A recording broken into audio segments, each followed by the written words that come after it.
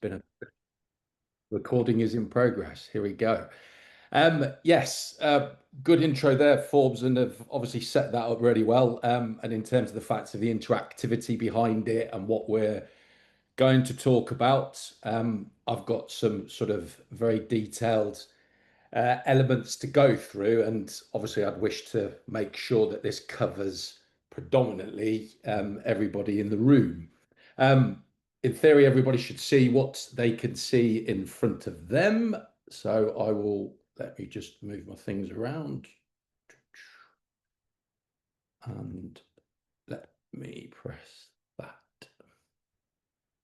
Spotlight is on. Right, let's go. Yes, Richard Padun. Sales has predominantly been the marker of my career, and predominantly also on that particular front. I've had great opportunity of working at all ends of what you'd call the channel. So from the point of view of, let's say, products, I've worked for manufacturers, and I've worked all the way through to people that would either sell those products or install those products, etc. And then predominantly the advantages of also working in two key environments, which sales has different applications, and that being business to business and direct to consumer, or B2C. So I'm covering both of those angles. We're going to get to those in just a few moments. But the key here is what are we here for? Sales growth, productivity. And in the particular context of sales growth, productivity, how do we transform? I say transform because it's a big word in terms of what that would be expecting. But certainly the words that's probably more relevant, certainly within terms of what you guys do, is change.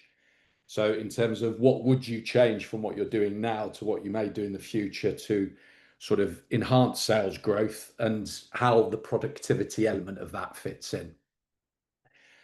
Quickly review that in terms of this program overview. Quite commonly across the United Kingdom, across the world, so to speak, smaller businesses face common challenges, unclear priorities, inefficient processes, and misaligned resources. That's not every small company. Some of that you might be very good at, some of it not so good at, but predominantly that is the case.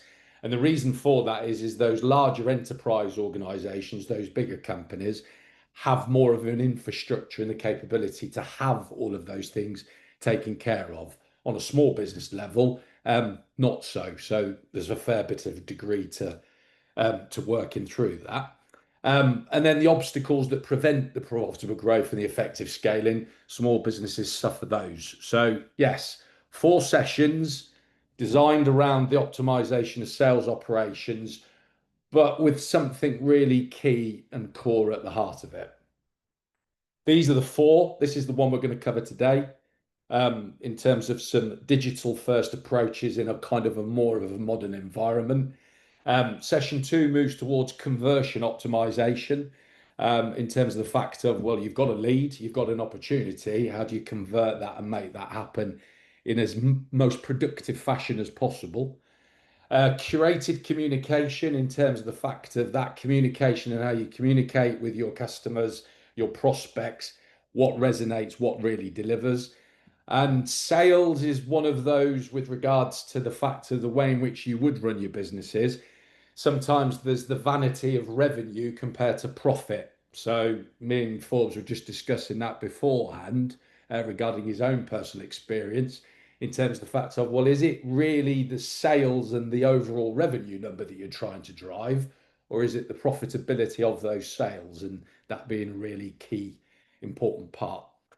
This bit is really key to me, and this is one of the things that Forbes and I discussed earlier back in the summer about when obviously taking this particular program on, is that right now there's an opportunity to completely take away the human element of running your business.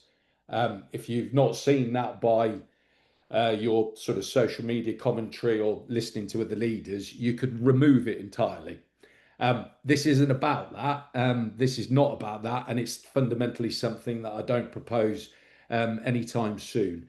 Sales is fundamentally delivered on building trust and understanding customer needs, and that comes from a human interaction. So it will continue to evolve. It may be taken over, but right now in September 2025, human relationships fundamentally make up that element of sales. So there's my official definition. I advocate a frugal automation and AI approach using technology strategically to amplify your sales expertise whilst keeping genuine human interaction at the center of every deal and purchase. Target audience, who this is for. This is for small business owners, which predominantly I'll expect that nearly everybody in this call is in that position. And indirectly for sales managers if you actually work for organizations, etc. By the way, if you're a small business owner on this particular program, then you're the sales manager. In fact, you're the sales director, you're the sales operations person, etc. So I think we've got pretty much all areas covered on that one. Session structure, we're going to go through the learning objectives, just ask you a few questions or get you to think about where you sit in this particular sort of arena. We're going to go into the core content of what we wanted to talk about. We're going to have an interactive exercise where you can pretty much sit there in your own environment and think about this with the opportunity to learn from everybody else in the room and myself. And then there is something that I'd like to pass on, which you would then take into the next session in November in terms of something that you can actively go and take and go and make a move in this area and fundamentally make a difference in terms of transforming or changing the way in which you would have done things previously. So that's where we're at on that one. So going to go into realistically forward thinking is the way that I chose to describe it, because you can say transformative, you can say change. Realistically, it comes back to a mentality. So what we're looking for is what are the forward thinking methods of sales delivery and productivity, and how we go about that, but maintaining that personal touch with your customers in terms of what they need and expect. So not fully using technology to do the job that you do day in, day out. What we're going to do is we're going to go through four particular areas. We're going to distinguish between traditional and modern sales approaches. So you're going to be able to just see in your own mind where that sits in terms of, well, this is how I do things now. And then you're going to get a chance to see the modern sales approaches in terms of exactly where best in class companies and organizations have gone to. That doesn't mean that what you see is exactly you swapping one for the other. It just means that you're going to see what is possible in terms of obviously going from your position now, adding that productivity and delivering that growth. It does fundamentally mean that we're talking about implementing digital first engagement strategies because of the audience that's out there and certain generations, Gen Z in particular, that are already digitally native. So we realistically go down the route of digital first engagement. The balance is important, as has just been sort of specifically said. So yes, you can automate, you can do this, but you've got to get the personalization effectively involved. Optimizing the time allocation for high value activities. So realistically, you could spend a week doing the role within your business of trying to generate sales, etc., and trying to make the right moves. But inherently, you've got to make sure that productivity wise, those are high value activities. So in terms of comparison between the tasks and everything that goes on with regards to delivering a sales function.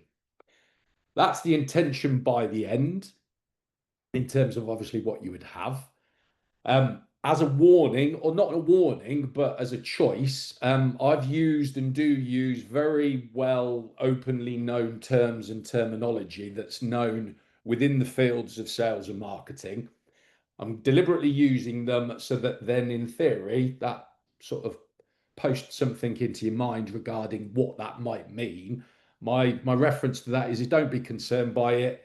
We may bring up the definition of it. Some of it might come up, but if it doesn't, then please do research those separately because they are key in terms of making that transformation into slightly different ways in which you do it.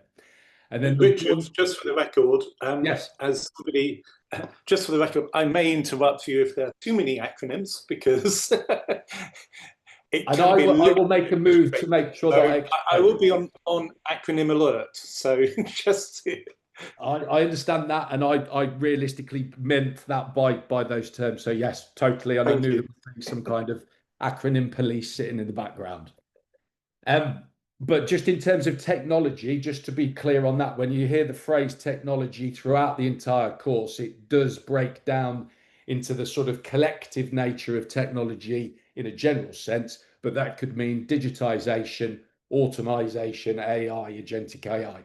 That's if I ever get to it, but that's because of the purpose of obviously the productivity element.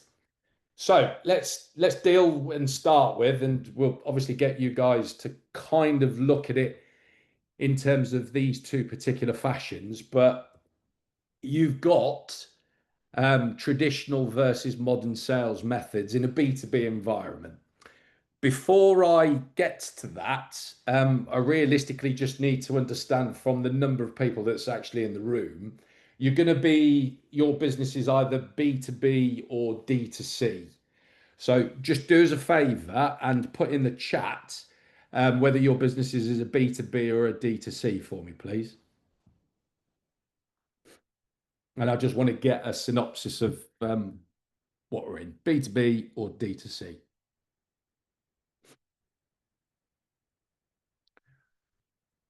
Oh, bit of both, Suzanne.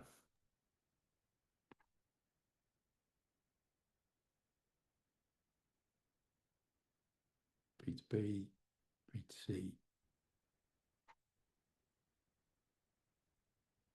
Cool. Suzanne, if you don't mind, Suzanne Arnold, would you just sort of explain what you meant by a bit of both?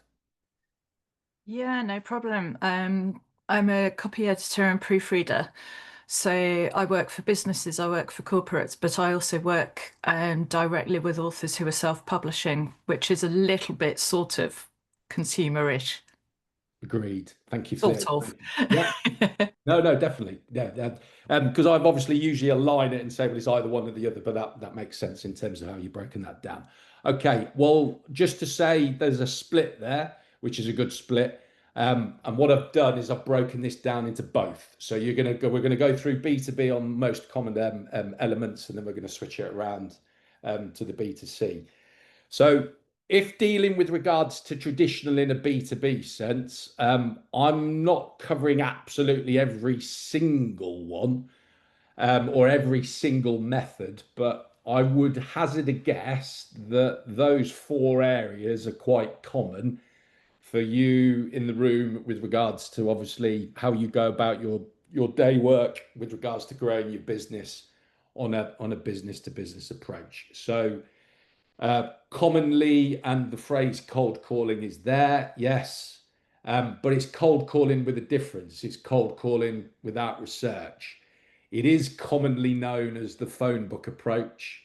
It's been in place for days and eternity, and predominantly it has results. Somebody will go, well, it works for me, and others will go, well, it doesn't work for me. It is a traditional B2B approach. It's generic. It's based on lists, not the phone book, unless you've still got one of those. And that's the approach. Generic email blasts. That's the emphasis of having a database and predominantly sending out one message to that entire database, whether you've got 500, 1,000, 2,000 records, it's generic email blasts. Manual lead tracking. Predominantly, you pick up an opportunity to quote, to do what you need to do, but inherently, there's nothing that's capturing that information other than maybe a spreadsheet or a piece of paper, or fundamentally, as I know, a notebook, which people use where they write down what they do each day and they will record that information and check back on it. And then another area, which is one size fits all presentations. So companies either paid for a separate marketing agency or somebody with expertise. They've built this presentation about the company, and then that predominantly is used for every pitch, every discussion, and every particular area. I am not hazarding a guess. I guarantee that everybody from a B2B point of view that's on this call falls into some way, shape, or form in that area. Let me just, why has that just done that? So throwing that into the other end of the scale and going to the complete other end of the scale into a modern, automated, AI-powered, technology-driven environment, these are some of the examples of where, for example, B2B organizations are currently at. This is best in class. This is the far end where money makes no difference in the capacity of I can afford to do it. Does that apply to everybody in this particular room? No. We know we're small businesses. We know we've got different conditions, but that doesn't take it away from realistically saying, well, actually, that's where I'd aspire to be. So predominantly in terms of the change, the transformation from what you might do from what you originally did, then fundamentally it will begin to bring those in. So in terms of the fact of comparing cold calling, companies are now using reference points and using information that has been carefully found before they even make an approach. So not getting done by acronyms or phrases, but firmographic is predominantly, rather than the demographic of a group of individuals, it's the company. What's the company look like? What does it tend to use technology wise? What's its intent? And what's the relationship data look like in terms of who it does business with, etc. You can find that information. It is the modern way of actually getting that information to be able to actually say, well, I'm no longer guessing on who I'm speaking to. I'm actually being more refined about who I speak to. Generic email blasts replaced by personalized outreach sequences. So realistically, that information that you've gathered in terms of who you're looking to speak to is kind of now going down the line of actually being personalized to them.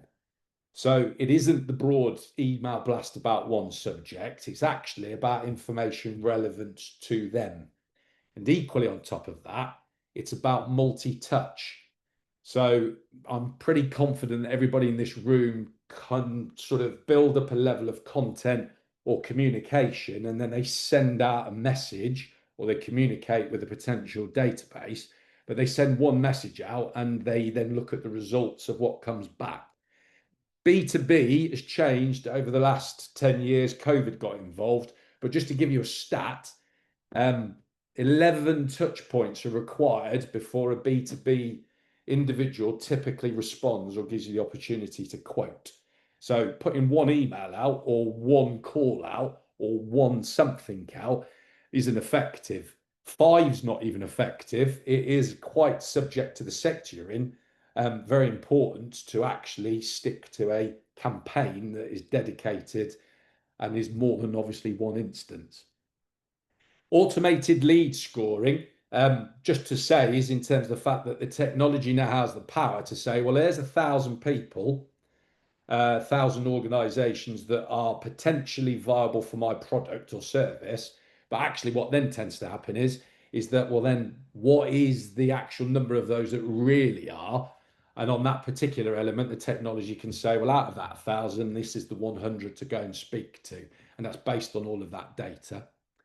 And then the other final part, which comes away from that one size fits all, is dynamic curated content. So in other words, when somebody does find you, do they find your homepage? Do they find your just specific information which broadly tells them about your organization, or does it actually tell them information that is relevant to them? And you can see pretty clearly between those four, that's a massive transition and a very different way of approaching it. Again, to repeat, you're not going to necessarily be in that space. Question for you would be, and you're not going to go to realistically that entire end of the modern automated version, but somebody throws out some percentages in terms of the fact of where they would sit in terms of that traditional approach over the modern approach in terms of a percentage. Is there somebody sitting there saying, well, I'm 50-50. I've got a 50% traditional approach based on what you said. and I'm already in this modern space. Is anybody prepared to sort of tell us where they sit on that timeline?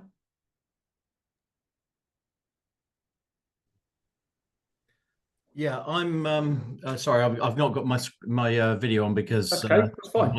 my internet's rubbish at home. But what I would say is the one thing I am doing is using AI a lot to do AI generated proposals and presentations. I found that's the thing that where it's really hugely valuable and speeds up the whole process so much. But I'm less using it for the well, to be honest with you, I'd love to be able to use it for the AI powered prospect research, but I don't know what platforms to go to, what software out there is that supports what is for me a very, very, very specific niche market opportunity. Very good. Yes, Ben. Superb. And realistically, the key to this is obviously to give you the opportunity to do that. But then based on what you've said, just by virtue of using the technology available to you, that kind of says that you might, am I right in saying you might have several presentations? So in other words, what you've done is that you realistically have got yourself in a position where that presentation is now specific to the organization you're speaking to, and you've used the technology to make sure that that's the case, and it's made it quicker for you to do that. Is that what you meant by that? Yeah, every presentation is specific. Yes. We, drawn from if you like, a palette of available content, but then it's always individualized using AI. Superb. And that is one of the major benefits of that. Thanks, Ben. Appreciate that. Well, to just sort of hunker it down, so less words, but sort of key transformation points. Let's turn the guesswork with regards to that kind of cold calling approach into data-driven targeting. Let's take that mass outreach and let's call it hyper-personalization. So let's literally take it as far to the fact of you sit there when you agree to have something sent or put out to the market. Is that for that person or not? And don't beat yourself up about it, because again, as Ben just said, depends on what you can find, what you can invest in, whatever else you can use. But realistically, to aspire to it, hyper personalization is the phrase in terms of obviously reaching the right destination. Manual processes over automated workflows, more along the lines of repetitive work. Yes, in a situation, well, can I get rid of that so I can concentrate on other stuff? And then the final point, as Ben stated, static collateral in terms of one size fits all, move that, adaptive, account specific content. And on that particular element, you're in a position where realistically you're going to use technology and automation and changes in processes to become more predictive or productive in terms of getting those outreach messages. Richard, can I just ask a quick question? Yes. Back on the previous slide, the hyper personalization. Conscious of everybody's time and restrictions and challenges and everything else. My view of the hyper personalization, I don't know how it equates with you and everybody else here, is almost to try and yes, obviously you use somebody's name at the beginning of the email rather than it just being fairly generic, but almost to just find one kind of nugget of information which is relevant, is pertinent to them. I was just curious, is that degree of hyper personalization sounds very comprehensive. Is it enough just to find one nugget of information about the business that you're dealing with? I'm just trying to work out those margins. What do you think? I agree, and the factor is that realistically, the hyper personalization would go beyond just one of those factors. So, for example, you may have a database of say 1,000 records, and 100 of those are particularly within a particular sector of companies. So they all do the same thing. So therefore you could say, well, I'm not going to send out a mass email to my whole database on the same subject. I'm going to segment my database and I'm going to write and I'm going to communicate with that particular 100 in this fashion because I know that they're within that sector. So that's a level of personalization. Then you could go into the next level of personalization with regards to the fact of, well, then you know their company, you know their name, you know which department they work in, you know those level of detail. So the scale of hyper personalization is pretty much a scale. But rather than just sort of say personalization and leave that message there, that's not enough in this context, because you could just say, well, I know their name. Well, in reality, most people would spot that, okay, well, he knew my name. There's no relevance to it. So if you use hyper and say, what's the most refined way that you could actually get some communication into a company about your company to that person, it's just using the extremity of the hyper. But you're right to say there's various ways in which that personalization would do it. But if you could choose, realistically, you want everything inside that communication to speak to the person that you've tried to communicate with. But good point in terms of that one. Yes, remember, I am going to extremes. So in terms of the fact of where it could go, you guys have got to find your journey and find out where you sit within this in terms of how far you can go with it within your business. Just mapping across 25 minutes in, talking about regards to the fact of exactly the same mentality, but how that works on a D2C approach. Well, then realistically, you can sort of resonate out from the B2B version. You've realistically predominantly got mass advertising without targeting, and in a broader sense, that would be for somebody, which I've say TV, radio, realistically, that's now commonly available for smaller businesses on a local level. Radio Jackie doing some superb deals with regards to radio, which is a very good form of advertising. TV wise, I know of a small organisation in Kingston that just put themselves on one of those 795,000 channels that nobody watches, but that's a separate comment altogether. But in that respect, yes, the advertising element is mass related. Let's flip that and say, well, realistically, we're talking about targeting. So in terms of the facts of obviously what do the audiences look like? So the mentality is the same from the B2B. It's just the application when it comes through on the B2C side, and exactly what you're spending. So acronym alerts, ROAS, simply means return on advertising spend. So in other words, rather than just going, well, I've put marketing out, what does it come back? We're now in a situation where realistically spend is now got an exact return on that element. So in terms of those particular areas, that's where you would sort of begin to go to, rather than putting out, well, I've paid £1,000 for an ad, let's see what I get. Mentality is different. Generic email newsletters, one size fits all, as was previously described. We then move it over to the hyper personalized customer journey. In that sort of e-commerce D2C environment, you are looking at phrases, CLV, customer lifetime value. How much do we get from that particular individual across the course of time? And obviously what percentages you can see in terms of increases and improvements. Manual customer tracking, predominantly even B2C organizations are still using what inherently are spreadsheet-based management. So they get their data and they make sure that the spreadsheet's up to date. Well, obviously there's capability in terms of the fact of actually using all that data to actually give you real-time analytics about the fact of organizations or people using and spending in one space, but then choosing to spend in another space, and everything that goes around that part. Static product catalogs, same thing, again with the B2B.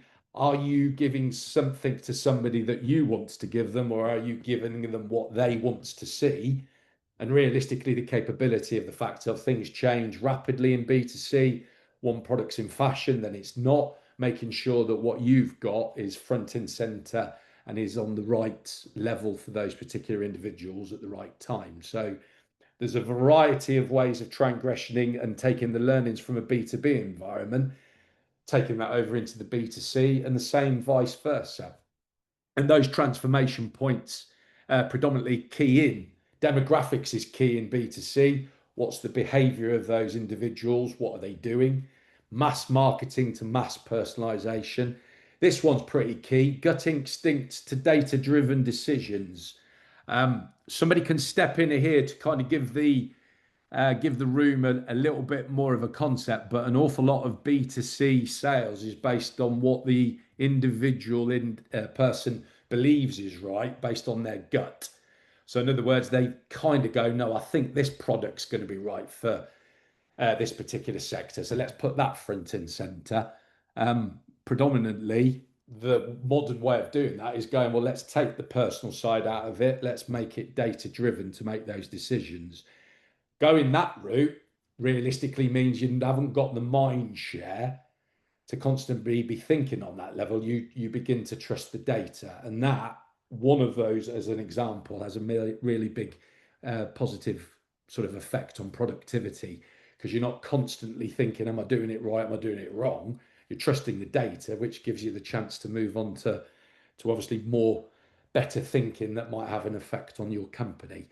And then from static catalogs to dynamic discovery, yes, it's kind of along the lines of being in the position when somebody discovers your business or you put it in front of them, you are giving them really the best piece of information, the best opportunity to purchase from you and to buy from you. So in those particular contexts, that's the key. Is there anybody in the sort of B2C sort of environment here that would agree with some of this, kind of like counter, have any opinion on the gut instinct?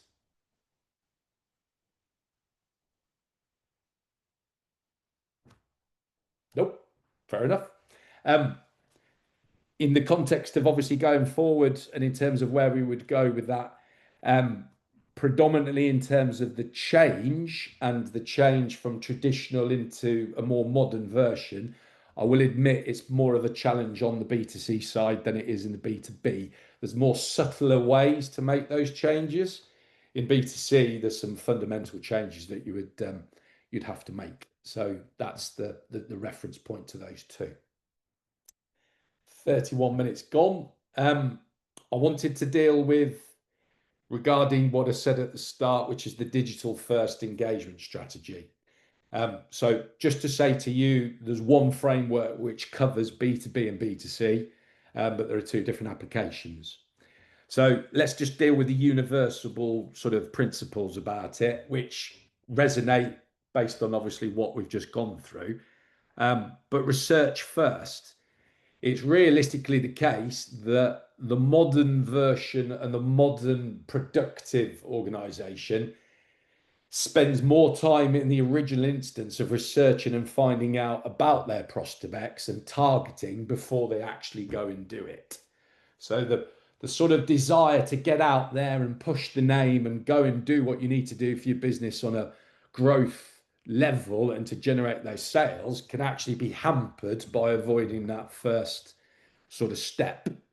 Targeted outreach, as I've just referred to, is if the research has been done and you've got the productivity gains on that level, then you kind of go down the route of crafting those personalized messages based on those specific needs. And then particularly in terms of the fact of doing all of the hard work to get there, you then get what in essence are those first meetings. So B2B might be that somebody's responded, they'd like a demonstration or an overview of your product or service. Well, those are really brilliant opportunities for you in that capacity. On the B2C side, it might be a question about a particular product or service, which again is an instigation. It's the first meeting, so to speak. So the key being is in that respect is that then it just doesn't become a continuation of your previous engagement with them because you've got them in the room. What that does mean is that you've now got an opportunity to lead them to the right decision regarding either purchasing your product or your service. So in other words, to avoid it not being a continuation. So you spend all of that time capturing, but then you miss out on the productivity of the first meeting that you have. You get the first meeting, you've really got to kind of come away certainly in a B2B environment, as being a leader, a consultative expert in your field. And inherently on the B2C side, your product, your service, in whichever form, is realistically delivering exactly for the reason why they picked up the phone or corresponded with you by email or by phone. So those universal principles apply across B2C and to B2B. We can go through each particular one of the sort of the elements. So you, in terms of obviously the execution on each side of those. So when you say research first in B2B, what does that look like in comparison to obviously both of those? What would you do? So there's some obvious examples in each one of those, certainly with regards to B2B. If you go to yourself, well, I'm going to do some research before I even get to contacting anybody, then company websites and LinkedIn profiles are the go-to place in that environment. And clearly I reference Instagram, TikTok, wherever else in a very kind of product orientated B2C environment. Then social media behavior analysis is obviously quite key. I'd say to you in terms of obviously looking at those, and obviously quite key. If there's anybody there that sort of looks at those and says, well, actually something's missing, what else would they do? Is there anybody there that kind of goes, yeah, I'd add to any of those particular areas in terms of the research, targeted outreach, what you would do, and those value first meetings? Anybody add anything? Yeah, sorry, it's me again. The one thing I would say is that a while back I was given the concept of creeping barrage, whereby you're constantly looking for things, whether it's in the social, whether it's on LinkedIn or articles or whatever, that you think might be relevant to a particular target prospect, because by doing so, you're actually showing that you're acting beyond your immediate interests, and actually you're engaged and interested in the future of their business, and you're looking for opportunities for their, even if it's not directly things that you could benefit from. For example, one of the things I do all the time, because I'm in the innovation space, is I'm constantly tracking grant opportunities. And if I see a grant opportunity that's relevant to a particular prospect, then I'll let them know about it. It's not directly beneficial to me, but it's a good way to build trust. Yeah. So in terms of the fact of it's a subliminal in certain respects. It's also in terms of the fact of it's an engagement piece which falls into that multi-channel approach, which kind of goes, they pick up the name, they see the relevance, and suddenly it's not a direct, it's an indirect method to begin to build up a relationship that goes with that individual or with an organization. Yeah. Very much so. There's an awful lot of that going on in the AI side of things, where a lot of people are giving a lot away for free. They're actually doing it for marketing reasons indirectly, but equally on the other side, they're doing it for the reason of engagement and kind of sort of building in a relationship and nurturing. So yeah, I'd certainly put that into the nurturing category. Anybody else? Anybody else say where they feel that works for them in either one of those three? Nope. Okay. So I had a decision to make in terms of the fact, and obviously Ben made reference to that earlier, in terms of tools. So just to be clear before we probably have a break, is just to cover in terms of the fact of the tools that referred to the fact of, well, if you're going to say I can do this instead of that, what does that look like? Unfortunately, there's thousands, hundreds and thousands of tools out there which predominantly block people from looking in the first place. So in the context of what tools are to be used, again, I go back to the fact of, well, why don't we look at what's classified as best in class? What is the best available on the planet for doing something, and then peel it back?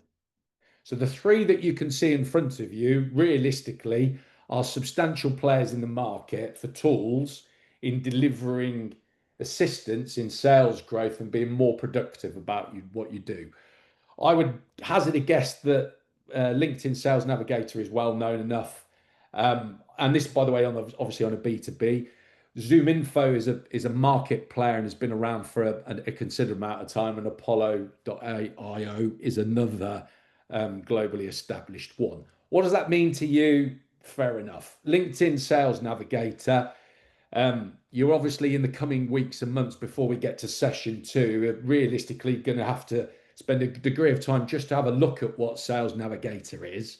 Everybody B2B wise theoretically has got a LinkedIn account. We won't deal with that, but we're going to take it that you do. And on the basis, it's another product which is associated to LinkedIn, which allows you to realistically take advantage of the network of people that you've got in your account, but equally on the basis of targeting new companies. And you can fast forward from what you can see from there, but there's average stats, and obviously data and stats are trustable as far as you wish to take them. But realistically, a B2B organization that uses LinkedIn Sales Navigator could save up to 11.5 hours per week on admin tasks related to finding organizations, engaging, etc. So Sales Navigator is one. Zoom Info, as to what Zoom Info is, and you can do the search on that. Zoom Info is a technology-driven equivalent of the phone book.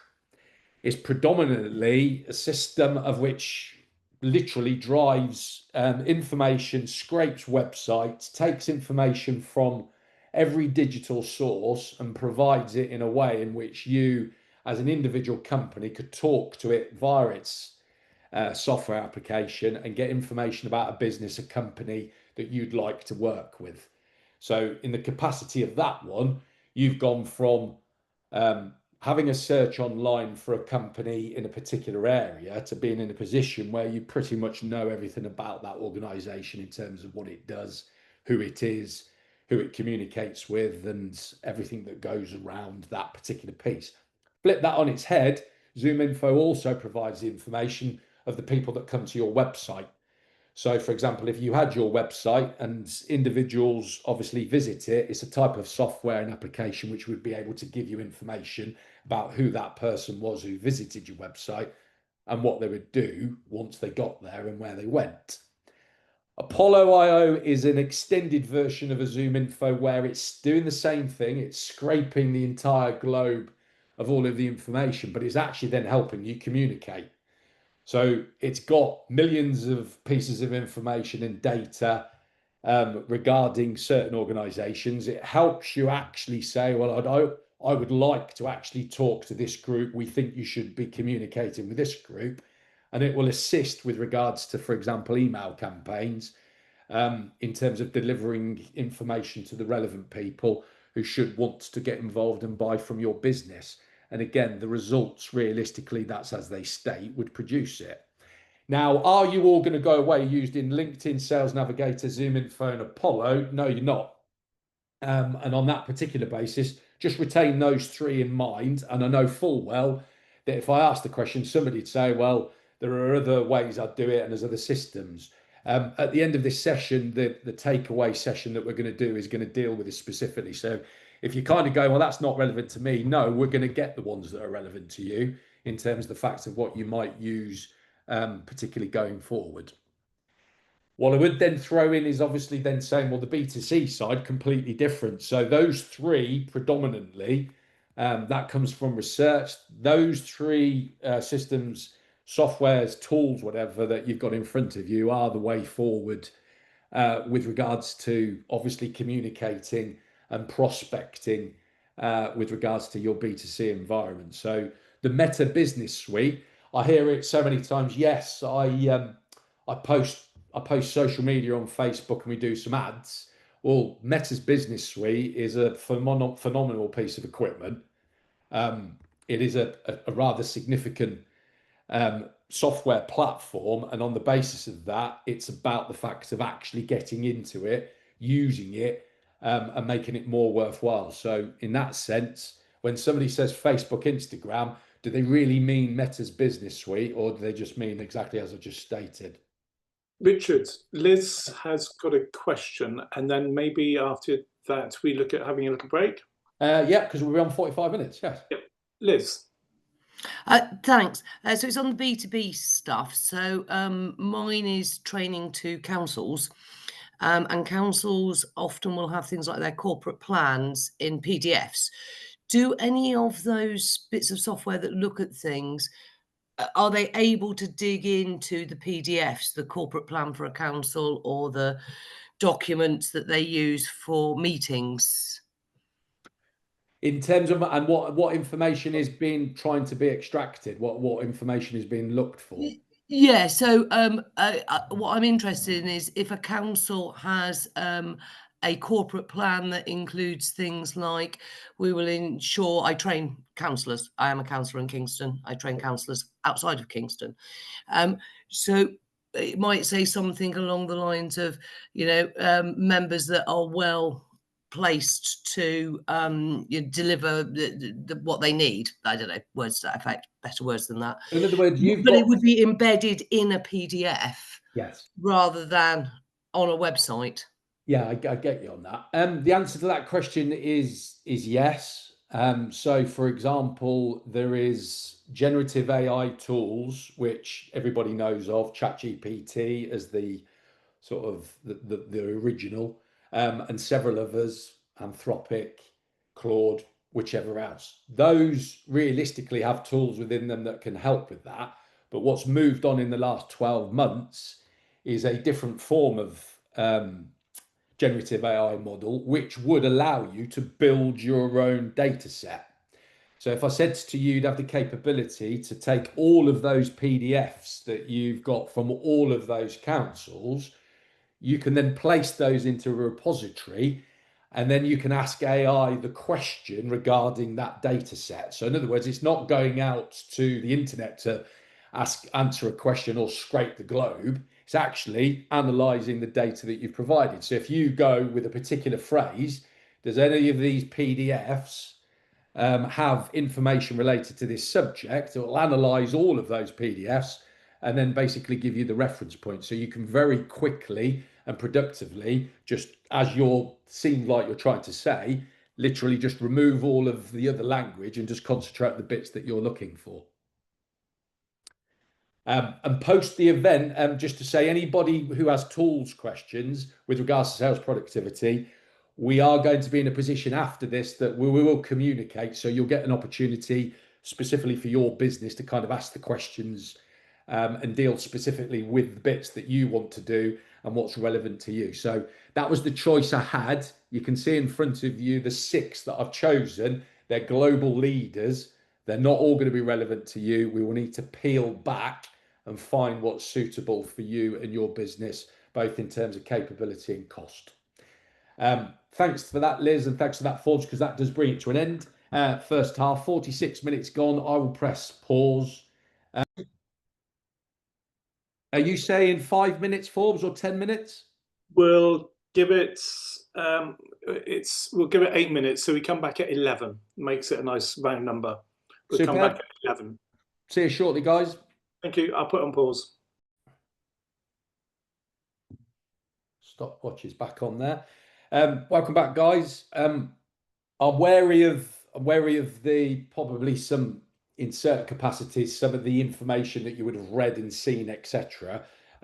Previous, obviously, the 45 minutes, because it's obviously quite intense. But the point about this, which I wanted to say, is this not necessarily about today. It would be the support and the understanding that comes from it. So on that basis, collect those thoughts, collect those questions, etc. And I'm very keen, obviously, post and in between the sessions to answer those for you. So that's obviously massive and pretty key to this. Moving on, because what we've been doing, we've been talking about tools, the modern way, and the modern way automatically having an automation orientated technology approach is what I said as the main principle, which is the fact that we need to balance between the technology not taking over the whole organization, but realistically assisting you and making sure that you still retain that personalization and that engagement with your customer base. So that's fundamentally what we're talking about. Automation, AI, whichever form it is, there's some of the examples that would help with.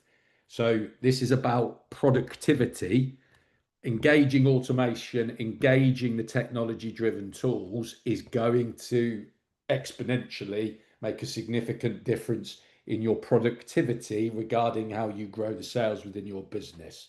So that's a very important part without losing the engagement with your customer base. So those two applications apply. The automation of elements both on a B2B and a D2C level, and clearly, obviously, you're in a situation where you can automate, but you can also maintain the personalization of it, and realistically create long-lasting relationships which go above and beyond the technology. Now, with regards to sales productivity, we talked about tools, we talked about where realistically you can find and spend your time. One of the key things is in terms of the fact of, well, what do I do with my days? What do I do with my weeks? So from a B2B environment, if you're heading up a sales operation, whether you're the sales manager, whether you're the business owner, whether you're both, a really key element is making sure, and please remember this phrase, making sure that when you get to Friday afternoon, presuming that's the end of your week, and you look back on what you've just done in the previous week, if you're genuinely looking at growing the business from a sales point of view in terms of taking it up a level or making it happen, you realistically need to evaluate whether or not you've been predominantly involved in during the week with revenue generating activities. So you can question yourself quite personally by going, did I spend most time filling in envelopes with brochures that could then be sent out to somebody? Did I individually email 27 people on the same subject with exactly the same email content? Did I spend time writing up a report on this, which in effect only satisfies some stakeholders outside of the business? There's loads of different ways you could question yourself in terms of the fact of what you've done during a week. But the key is that you need to make sure that you've allocated it and make sure that it does drive that sales growth. So in terms of giving some strategic time distribution, and I'm very wary of saying strategic time distribution because everybody has a plan and a strategy. It's whether they can implement it. So I'm not being specific to the exact number, but I am giving you a guide in terms of the fact of what you could be doing. And this is in a B2B environment. So I would realistically state that 40% of your time, if you're intending on realistically growing out the organization from a sales point of view into the role that you're in, if you are at the front end of relationship building and thought leadership, that's the right time, that's the right split, that's what you would be doing. By the way, that might not exist right now because you've got to take into account those changes and those adjustments that you would make to allow you to free up the time to spend 40% on that.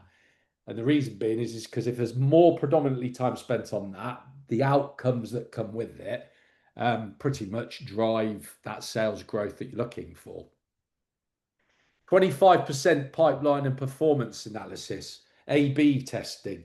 For anybody who doesn't know what A/B testing is that we're now in a realm of the fact of actually saying you can put different versions of the same content out or different versions of something out to see which one resonates better. So in other words, rather than just kind of going, right, that's it, out it goes to market, you're actually going, wait there, let's test this. Let's see who responds better to two different versions. That's the element of A/B testing in terms of the fact of obviously the acronym. CRM KPI monitoring, we're going to get onto that in future weeks, but yeah, looking at the data that you've got, looking at the information that's coming in to say what you're going to do. Let me just say to you, some technically orientated individuals who are responsible for sales in their businesses spend 75% of their time doing that. Unfortunately, it's the wrong balance. So it is subject to who you are personality-wise, but I've already accounted for 65% of your time, and that's in those two particular subjects. Sales process automation. Yes. Sorry to interrupt. I thought that was a really interesting. I'll stop interrupting so often. I thought that's a really interesting point about testing something out, because I was wondering, do you think that should maybe come slightly earlier in the sequence, so you test these things out, and then you can, before sort of thinking about, this is the approach I'm going to do, is to do those tests early on, because there must be some really useful findings from that. So, for example, Mark, who obviously I do know, if he were to say, look, this is an approach, as a client, I can sort of go back and say, oh, that's constructive, that's helpful, but just trying to get that sort of testing element, I think that's a really good idea to do that sooner in the process. Yes, in terms of the fact of if that was on a creative level regarding the fact of, say, for example, you had a product and you wanted to kind of see how to present that to somebody in a creative sense, you kind of go, which one responded to that one better, and then that could drive your marketing and your promotional activities, etc. In the context of this A/B tested outreach, it was along the lines of on a more broader sense. So yes, you are looking at the alternatives. You are looking at, am I going in the right direction? So performance wise, is it delivering what I want? Is there an alternative? And you're using it in the A/B testing element in kind of that, but you're correct to say that, in fact, actually peel it right back. If you question yourself straight away, so in other words, people get excited, they go, yes, I want to communicate this message. If you had that A/B mentality in your brain, as you say, Forbes, you could actually go, well, wait there, before I go with this, let's just test this to see. And it kind of gives you that alternative sort of method. So it's a marketing method. It's very commonly, it's come to the fore in the last 10 years or so. It's effective in marketing, but it's also effective in building out your business plan and exactly how you go about what you're doing. So yes, use it whenever you can. Yeah, thank you. 20% sales process automation and nurturing. So just in the context of the fact of, if you've still got to do it, you've still got to manage. So remember the fact of, you might have automated something, you might have got a process in place which is being taken care of automatically or in whatever way, or AI is looking at it. But there's a phrase which you'll hear, human in the loop. There's got to be a human involved. There's got to be an individual that's kind of deciding what's going on. And pretty much you kind of configure, you look at your sequences, you look at the way in which you're doing your proposals generation, your lead scoring yourself based on the data. You're kind of going, well, there's 100 individuals there, there's 100 businesses. No, I'm only going to go and focus on the 20 because they're more likely to produce what I want. So yeah, in terms of the breakdown of your time and what you're doing, then it still takes a big key part. And then, yes, market and competitive intelligence, understanding exactly what's going on, looking at what competitors might be doing, trying new tools, etc. But fundamentally, realistically, those relationship building and thought leadership pieces would realistically be where you would want to concentrate your time, because there is a big stronger chance that that's going to get you to the destination that you're looking for quicker. What you want to be done is supported by the process, is supported by the technology. By the way, I will automatically just caveat that by going, that 40% in my mind will likely reduce over the coming years because of obviously the changes and what's happening on a technology level. But I retain that point, and you guys know that yourself. There are people in your spheres that you know you could pick up the phone to and speak to, because they're either people that you've known for years that you've done business with off and on, and secondly, they've purchased from you in whatever way and they're a long-standing customer. That's not going away anytime soon, and it shouldn't do, and should be continued. So that's the strategic time distribution. You will have different numbers, but the big number is the 40.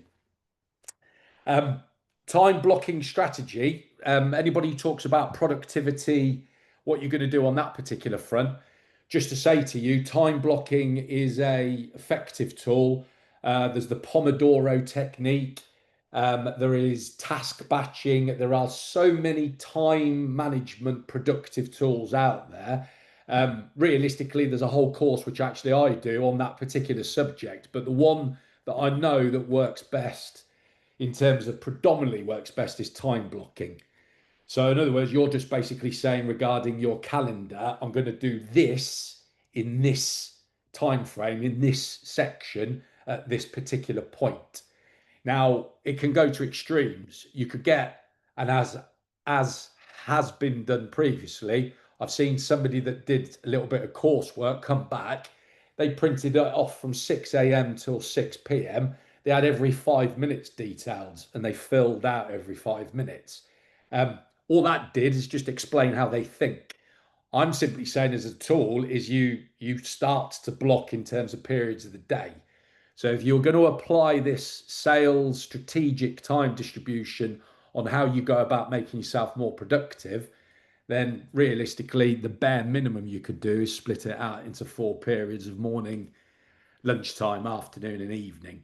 And there are relevant things that you can do which kind of have the right time for it and the right impact. And that's on a B2B level. Just to finish on that one then, success metrics. Well, then what proves whether or not that's working?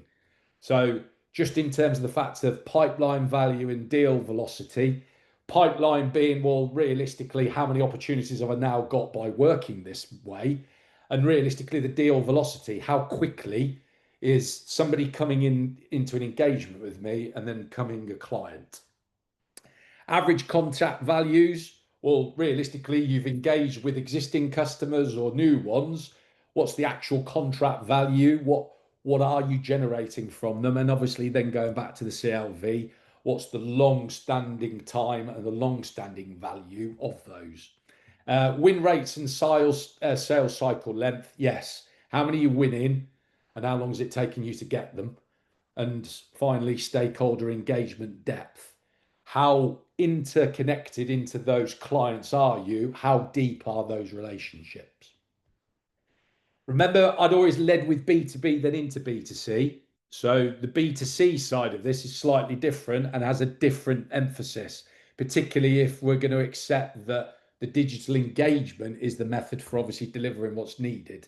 So I move into that content creation and that social engagement being key in its particular area. Campaign optimization and analytics, the A/B testing there, very much the case as to exactly how you go about making sure what you do put out resonates with the audience. Automation and email marketing, it's fair to say that as far as B2C goes, effectively, if you've got the information and the data, email is a big part of that, and automating that realistically can obviously assist in terms of delivering it. And then quite an important one, which if you're in a B2C business, I'd probably say this is just de facto where you would live anyway, is trend monitoring and innovation. Looking at your competitors, what do they do? What could you do better? Looking at the way in which people are going in particular directions. It's a tough challenge, but in reality, in terms of having that net effect on your sales and where you're going to, fundamentally, that's where predominantly, I would say most of the time is actually spent. Clearly, again, there's a different split to the B2B. How does the time blocking strategy work for you in terms of B2C? Well, as is presented, campaign optimization based on fresh data. I don't know what your mechanisms are, but realistically, we're in a position where you can get the previous sales data and the previous engagement data that could impact what you do the following day, the following week. So we're now in an environment where live data can provide the information that's required. Peak social hours, well, that's realistically giving yourself a chance to engage with the audience at the right time. So from that point of view, that would be pretty key. Creative time, I do agree with that. And I've got a couple of clients which predominantly have picked parts of the day where they're realistically best at producing what they need to, and they've got high energy levels. That needs to be carefully thought about exactly when you are doing that to make sure it's at peak levels. And again, performance analysis and planning, you've got data, you can constantly recycle where you're going to be and what you're going to do. Those three success metrics: customer acquisition cost, How much is it costing you to actually get those clients? That data is really, really important. If you're spending a lot, then there needs to be some adjustment. And then using that ROAS phrase, okay, I'm investing in this advertising and this promotion, but what am I actually getting in return?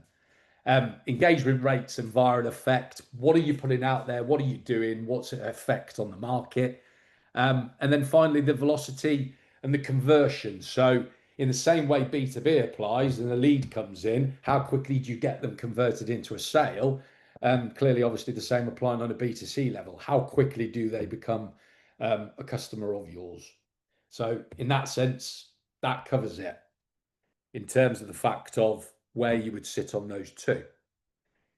17 minutes gone of the second half. I've now realistically decided, rather than obviously a sort of a Q&A session at this particular stage, I wanted to obviously engage you in a bit of thinking on your own level based on obviously what we've covered so far, because this would resonate out through the remaining sessions. So if you keep in context of sales, and this is all about sales productivity, remember traditional, modern, the way in which things have been done and not, then all I'm asking now is that you would engage in a process of going, well, I'll be honest with myself, that's how I've done it. Now I'm going to start to pick through the ways in which I could actually change, make adjustments, which would give me the opportunity to save time and move towards that sort of really important piece of spending time with your clients, with your prospective customers, in terms of obviously engaging a personal connection. So what I'd like, and we'll go realistically just in terms of as a broad outreach, 15 minutes or so, is if you could outline on a piece of paper or on a wherever you wish to do it, just begin to map out your sales process in terms of the way in which you go about it for your business from end to end. So if we go with regards to a B2B, realistically, we're going to say that you have found a connection with somebody. So this is post marketing. It's after the marketing bit. Lead has been generated. And on that particular fashion, that then moves through to obviously the full sales process through to the end, which would be, if it's B2B, the project, the client's been delivered, the invoice has been paid, and realistically there's a choice. That person either repurchases or they predominantly end there, and that be the end of the process. In the same kind of fashion with regards to the B2C, they go through that process, they make the purchase, they either become an existing a returning customer or not. But in your own mind, just if you've not ever done it before, and if you have done it before, this will be quick, is just outline your sales process in detail. And then from that point of view, what we're then going to do is we're just literally going to then begin to look at realistically the areas in which you could automate, or you could actually get involved in terms of the fact of saying, well, I could change that bit and I could change that bit. So for each element of your sales process, just find a bare minimum of one that you in your mind could change or alter or transform, which obviously would then have an impact in terms of the way in which you do it. Whether you can do it or not at this stage isn't relevant. If you say, well, actually, I want to do that, but I can't afford it, the business can't afford it, that's one thing.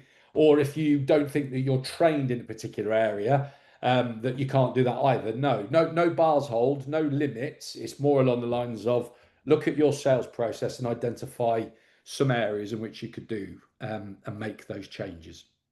And on that note, I will remain here for that 15 minutes. And pretty much you can either ask a question in the chat or you can say it out loud to everybody if you've got it. Ideally, say it out loud, because then on that basis, everybody else would learn for it. So yes, 15 minutes, lay out your sales process.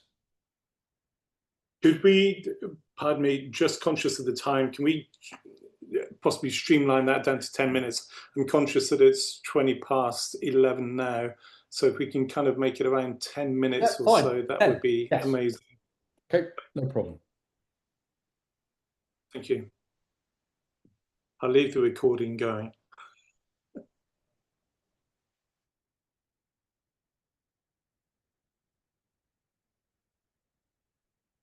Hi, Richard and Forbes. Just wondered, on some of the slides, you had all the steps, like the prospecting, the objections. Do you mind sharing those slides just so I could see the steps again, please? If I'm completely honest with you, that's what I'm going to just go through next, because I'm trying to I'd like to fill some gaps. So in other words, the next stage, Okay, gotcha. I've got the B2B and the B2C process, and then I want you to look at what you've got and go, okay, I missed that bit. That bit wasn't quite right. So I'm going to use that after you've done your. In fact, we could cut it down to 7.5 minutes. Just realistically, we'd then move on to that. So yeah.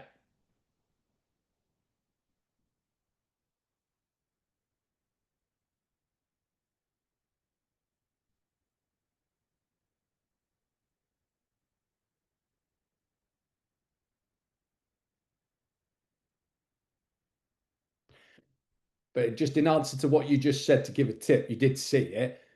Just to give the tip, the start of the sales process is the initial contact. So that's the first one. Your sales process begins at the initial contact.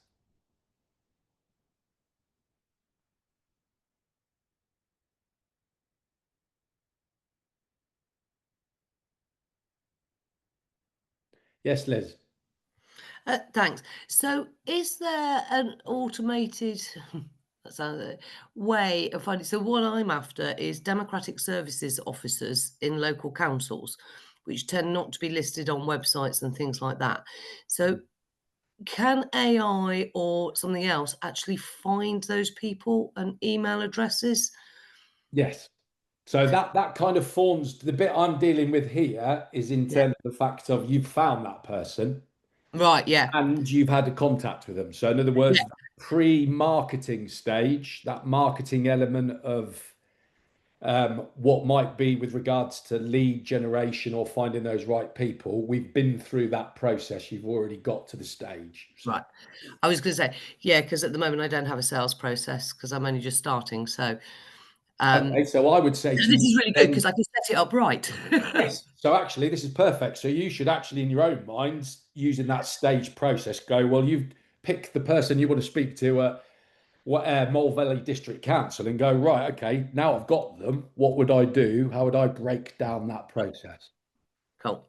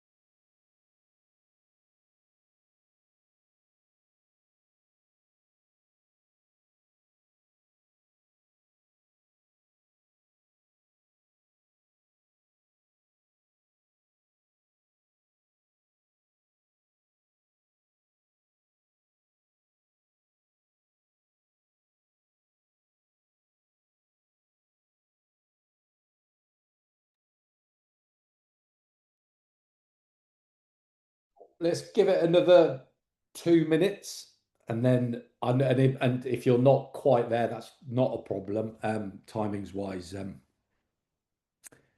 we will work that out as we go along. But at least you'd have the basis of something, which then obviously we can discuss.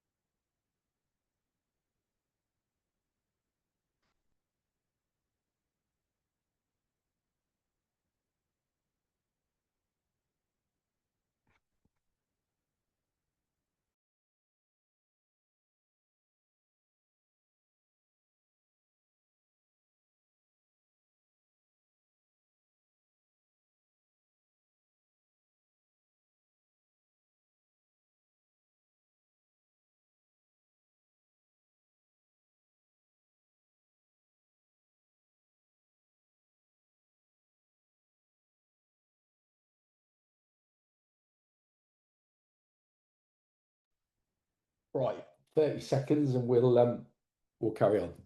No wrong answers.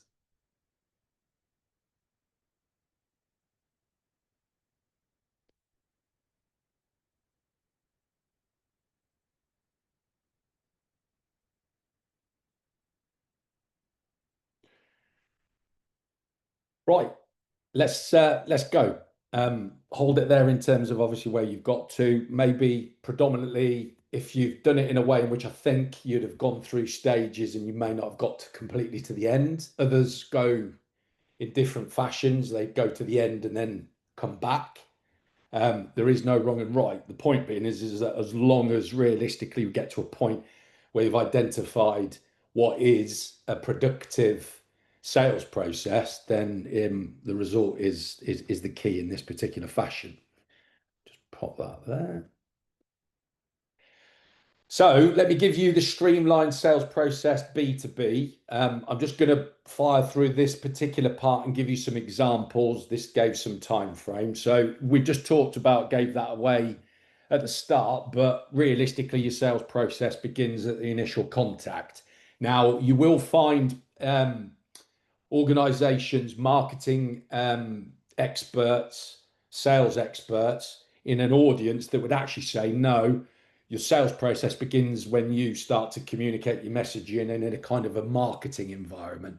What I'd wish to say is that there is some truth behind that. I'm not going to question it, but realistically, if I deal with the sales process, marketing will do what it needs to do to generate those activities, but sales individuals and sales teams will also do theirs to create an initial contact. So in that sense, what 3 examples could you do on that one? You can read those there. Automated lead qualification and CRM logging. So to give you that one very briefly, somebody makes the contact, you've got them, but you've got them on an email address. What do you do with them next? Do they just live in your email address, email box, or do they go into your CRM or onto a Google spreadsheet or something?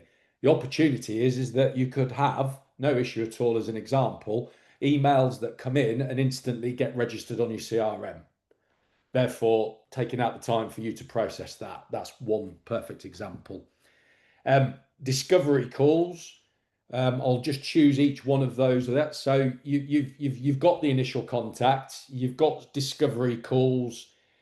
You're discussing with them exactly what you're going to do and how you're going to go about it. But as is obviously this session's being recorded, you've got the opportunity to use AI-powered call transcription software. So actually, in that sense, you're not spending your time on the discovery call having to then follow up post-meeting by sending meeting notes and kind of like spending hours updating your CRM or your system. It's been recorded, it's already in place. Many of you will obviously use those, and there's lots of them about as a tool. Needs analysis, realistically, in terms of the fact of, let's just use that example, automated needs assessment questionnaires. Arguably, you could go, well, why do I need to have meetings and conversations and discussions to go through all of this detail when inherently I could have got them to answer some questions before we even met? So therefore, that there is the tools available to get some needs analysis completed to allow you then to be able to move on quickly, productively, to get to the point of being able to pitch your business. Ben made reference to presentation development, but we realistically are in a phase now where predominantly in certain business to businesses, some salespeople would spend up to 4 or 5 hours a day developing proposals. Not the case. It can move on, it can be quicker, it can be faster, and it can be pretty much in line with obviously what you're pitching to those clients in that pre-stage. Presentation and negotiation, just in terms of the fact of obviously you being able to split that up. Sorry, let me just go back to that. You're being in a position where you can actually be quicker at bringing the presentation into phase and negotiating and closing the business. So in that particular sense, pretty much digital presentation followed by the fact that you've got a proposal that's been generated and the capability of somebody basically filling in and completing an e-signature. All of that is really well automated, set up, and takes a lot of those disjointed processes out of it. And then finally, follow up and closing. You'd be in a position where realistically that is the final part of that sales process. What are you going to do with them with regards to speaking with them, managing the contract, onboarding them, bringing them in?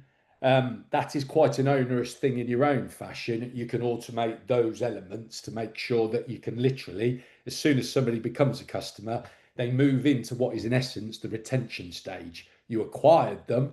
Now what do you do to retain them?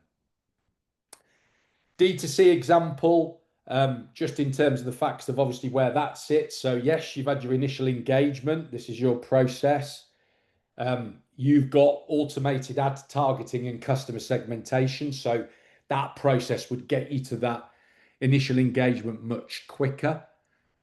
You've got AI chat assistants and elements on your website and in terms of communication, not just on a website, but in other forms, which would mean that you could have quite a lot of the exploration and the interaction already done before they maybe even get to speak to you individually or whether they move forward. Preference assessment, just in terms of the fact of you being in a way, you can kind of find their preferences in various different ways rather than obviously trying to sort of wait to see what they choose. You can use surveys, you can use quizzes, which point them in a particular direction. It's a very good part of the actual B2C sales process.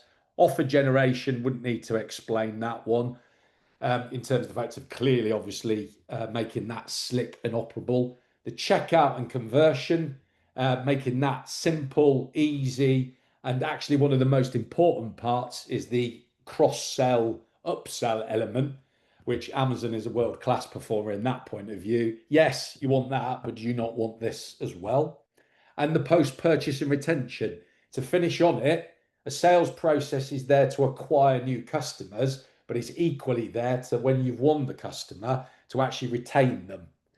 And the more successful sales organizations that are out there are more predominantly successful at retaining rather than acquiring. Because in that particular context, predominantly that growth, that sales revenue and that profit is much higher. It is more cost effective to retain a client and a customer than it is to acquire them. That's typically the case. So to complete this and to finish where we've got, and I know I'm slightly over, is just to say in the context of, well, I've bombarded the information. I've asked you to identify the sales process that you operate. And I'm asking you to say, well, where do the gaps filled? Where could you automate? Let's be fair. Liz has asked 3 questions, which are all directly, and I like it because of the direct nature. What tools can I use to get what I want? And she's right to say that. So rather than be prescriptive and be in a position where realistically I could nominate thousands, it would be upon you guys to now take that forward and see how far you can go down this route between now and when we arrive at the next session in November. So in that sense, I say the assignment, it would be good that realistically we go towards you deploying, if you can, 3 AI prospecting tools, if not prospecting, something that's related to those tools. And then we're going to basically see if we can track and see exactly what that time has been saved over a 7-day period or possibly even further. Ben, I'll come to you in a second. I just want to finish by saying what I want you to do is to choose those tools based on any tools that I've mentioned. But really, I'd like you to carry out your own assessment of that tool category. So if you've got a particular thing in mind, I can pretty much tell you that there won't be one provider. There will be several. There will be the top 10 in every category. So by virtue of that, find out the exact overall tool that you're looking to achieve and then go and look at the marketplace. If you can, set up an automated sequence for 20 prospects. So take 20 individual companies or take 20 potential customers and realistically see if you can automate the process to them. We would then look at you tracking that time spent, open rates, response rates, engagement, etc. And then fundamentally, just to see, is compare with your traditional methods that you've been using before. The outcome of that is that that's not you dumped on till November. It's realistically, you can engage with me. I would like the opportunity to kind of give you the opportunity and give you an evaluation of tools, etc. So in that sense, you're not going to go into it completely blind, and you'll have the capability to just generally, by the time we come to November, either prove or disprove whether making a change towards a more technically orientated digital solution is making any particular difference to your productivity. Richard, we really need to, so take Ben's question, then we really do need to slightly wrap this up. Yes, no, and I'm there on the note of that one. The next session's on the 18th of November. No, so Richard, yes, that's a different cohort. Mine one, sorry, okay, I do apologise. There's several cohorts going through, so this is cohort 1. I will check mine. I will revise that accordingly. Ben, what was your question? Just a quick one. So in terms of the AI prospecting tools, I'm assuming that you want us to sort of shop around and try a few, but isn't there payment plans and all the rest of it that we're likely to have to get involved in order to actually sort of try the market? So what should we be expecting to have to pay? Because not all of these tools, well, the better ones I'm expecting to have to pay for, I'm not assuming they're free. Yes, and on the basis of that one, realistically, in terms of the conversation that we may have or may not have directly, is that realistically most of those will operate on a 7 or 30-day free trial. So, and also what I'm necessarily saying is on the basis of that, you'll get certain parameters, which means you can use it. So those industries and those software providers know that nobody is going to go into a 12-month contract. They're going to have to prove the concept.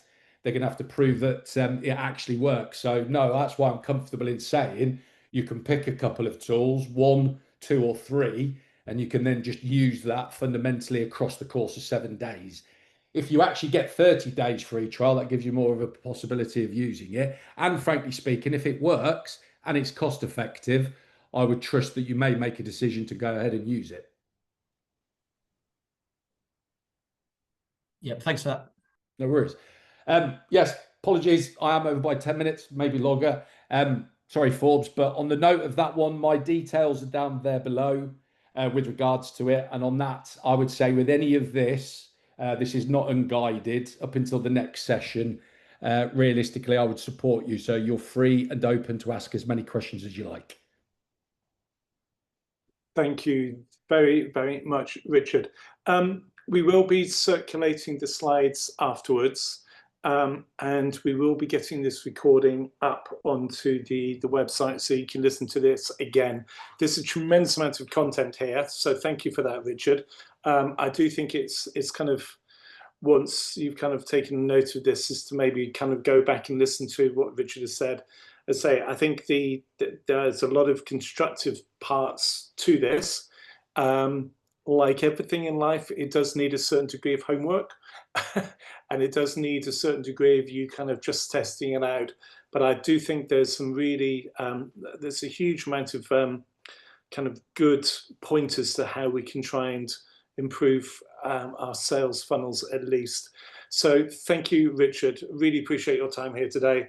And we will be in touch soon. Oh, so the next session will be on Monday, which kind of captures the AI utilization bit. We have talked to our speakers, and so Richard has done a lot of nudging in terms of AI utilization. So the next session will be on Monday at 10 a.m. I'll be circulating the link for that shortly. But otherwise, I will say thank you again, Richard. Thank you all for attending, and we look forward to seeing you next week. I'll switch off the recording session button there. Thank you all. Bye, yourselves. Thank you. Thanks.